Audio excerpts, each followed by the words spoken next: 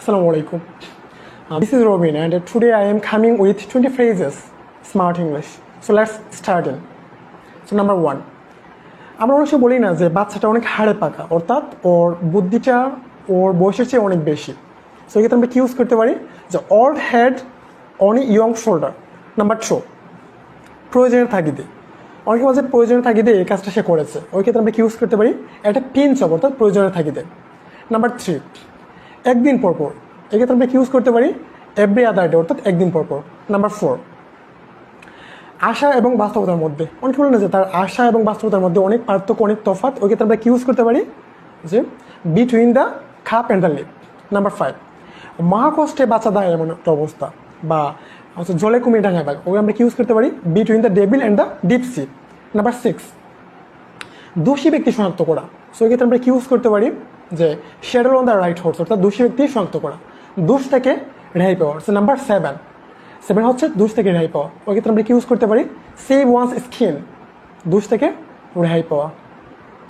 And number 8, ওই ক্ষেত্রে আমরা কি ইউজ করতে পারি যে খুব সম্ভবত, আমরা বলি না যে খুব সম্ভবত সে কাজটা করেছিল, এটা আমরা বলতে পারি 10 to 1 বা মোস্ট লাইকলি, খুব সম্ভবত। নাম্বার 9, নির্ধারিত মূল্যে, এটা রাউন্ড রেট, অর্থাৎ নির্ধারিত মূল্যে। নাম্বার 10, কারো সাথে বা কারো প্রতি শত্রুতা বা বিদ্বেষ পোষণ করা, ওই ক্ষেত্রে আমরা কি ইউজ করতে পারি বিয়ার এ গ্রাজ, অর্থাৎ শত্রুতা বা বিদ্বেষ পোষণ করা।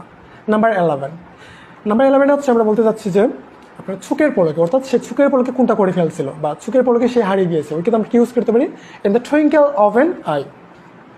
নাম্বার 12 ক্ষেত্রে আমরা বলতে পারি যে অর্ধেক কথা গালে রেখে অর্ধেক কথা বলা, অর্থাৎ অনেকে বলে যে কিছু কথা সে ভেতরে রেখে দেয় এবং কিছু কথা সে বার করে, ওই ক্ষেত্রে বলতে পারি যে মিনস এ ম্যাটার, অর্থাৎ অর্ধেক কথা গালে রেখে অর্ধেক কথা বলা।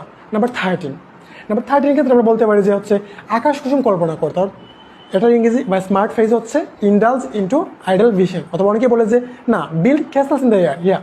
আপনারা হচ্ছে এটাও বলতে পারেন, সমস্যা নেই, but indulge in the idol vision, এটা হচ্ছে স্মার্ট ইংলিশ। নাম্বার 14 আমরা বলতে পারি যে হচ্ছে কোনো ব্যক্তি সে হচ্ছে চাকরিজীবী ছিল এবং হচ্ছে সে চাকরিরত অবস্থায় মারা যাওয়া, ওই ক্ষেত্রে আমরা কি ইউজ করতে পারি ডাই ইন হার্নেস, অর্থাৎ চাকরিরত বা কর্মরত অবস্থায় মারা যাওয়া। নাম্বার 15, গড়ে বাইরে। তো গড়ে বাইরে আমরা কি ইউজ করতে পারি ফাইন্ড নিয়ার, গড়ে বাইরে। নাম্বার 16 আমরা ইউজ করতে পারি কি যে আপনার পরীক্ষায় খারাপ ফলাফল করা, ওই ক্ষেত্রে আমরা কি ইউজ করতে পারি খাট এ সরি ফিগার, অর্থাৎ খারাপ ফলাফল করা। হ্যাঁ, আপনি এখন বলতে পারেন যে ভালো ফলাফল করা, অর্থাৎ কি ইউজ করতে পারি, ওই ক্ষেত্রে আমরা নাম্বার 7 যাই, সেটা হচ্ছে আপনার কাট এ গুড ফিগার, এটা হচ্ছে পরীক্ষায় ভালো ফলাফল করা। নাম্বার 18, মায়া কান্না। হ্যাঁ, অনেকে বলে না যে লুক দেখানো কান্না যেটাকে বলে, এটাকে আমরা বলতে পারি যে ক্রোকোডাইল টিয়ার্স, এটা হচ্ছে আপনার কুমিরের কান্না না, এটা হচ্ছে মায়া কান্না, এটাকে আপনাকে আবার বলতে পারেন যে ল্যাস্টিমোস নেচার, মায়া কান্না। দেন হচ্ছে আপনার নাম্বার 19 ক্ষেত্রে আমরা ইউজ করতে পারি হচ্ছে যে বাড়িতে নৌকা ছাড়া কিংবা সংখ্যাগুরুর দিকে সায় দেয়। হ্যাঁ, এটা অনেক হয় না যে আমরা বিচার পঞ্চায়েতের মধ্যে দেখি যে দুইটা দল, এর মধ্যে একটা দল হচ্ছে আপনার খুব প্রতিশালী, আরেকজন হচ্ছে আপনার খুব দুর্বল চিত্তের। সো দেখা যায় মানে বিচার যে অবশ্যই আমরা দেখতে পারি কি যে হচ্ছে ক্ষমতাশালী সে হচ্ছে তার বিচারটা খুব সুষ্ঠু বিচার পেয়েছে, আর ওইদিকে যে দুর্বল চিত্তের লোক ওটা হচ্ছে ঠিকমতো বিচার পায় না, ওই ক্ষেত্রে আমরা ইউজ করতে পারি সুইম উইথ দ্য টাইড, অর্থাৎ বাড়িতে নৌকা ছাড়া কিংবা সংখ্যাগুরুর দিকে সায় দেওয়া। নাম্বার 20 ক্ষেত্রে আমরা ইউজ করতে পারি হচ্ছে নিজের সুলনা বজায় রাখা। এমন বলে না যে ও নিজেরটা ঠিক আছে, বাট হচ্ছে অন্যের ক্ষেত্রেই একটু দেখায় আর কি, যে নিজে সব কিছু ঠিক রেখে সে অন্যের ক্ষেত্রে একটু বাহবা দেখায়, ওই ক্ষেত্রে আমরা ইউজ করতে পারি গ্রিন্ড ওয়ান্স ওন অ্যাক্স, অর্থাৎ নিজের সুলনা বজায় রাখা। সো আশা করি আপনাদের আজকের কন্টেন্টটা ভালো লেগেছে। সো আপনাদের সাথে আমার আগামীতে অন্য কোনো একটা কন্টেন্ট নিয়ে দেখা হবে, সেই পর্যন্ত ভালো থাকুন, সুস্থ থাকুন, আল্লাহ হাফেজ।